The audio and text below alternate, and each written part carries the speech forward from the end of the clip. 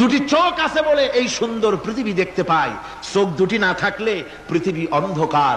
মা দেখতে পাবো না, কোরআন দেখতে পাবো না, পৃথিবী দেখতে পাবো না, বাপ দেখতে পাবো না, সন্তান দেখতে পাবো না, দুনিয়াটা মিথ্যা হয়ে যাবে, ঠিক কিনা?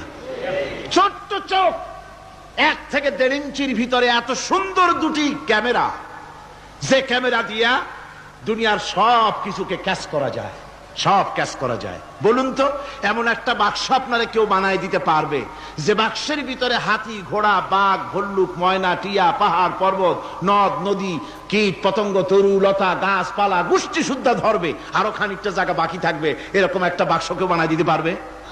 পারবে না। এমন একটা বাক্স পৃথিবীর কোন মিস্ত্রি বানাতে পারবে না।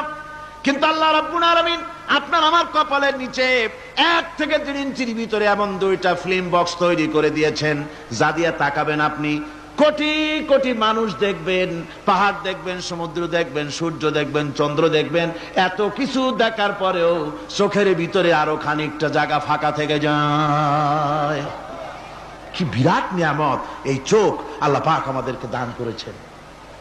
এই চোখকে হেফাজতের জন্য আবার চোখের উপরে সানসেট তুলে দেওয়া আছে। সানসেট ভুরু, আল্লাহ ভুরু লাগায় দিয়েছেন, নিচে একটু হাড় জায়গায় দিয়েছেন, উপরে সানসেট, ভেতরে চোখ, যাতে করে বল এসে লাগলে পরে চোখটা গলে না যায়, আছাড় খেলে পরে চোখটা গলে না যায়, চোখটাকে সেফ সাইডে রেখে দিয়েছেন আল্লাহ পাক সুবহানাহু ওয়া তাআলা।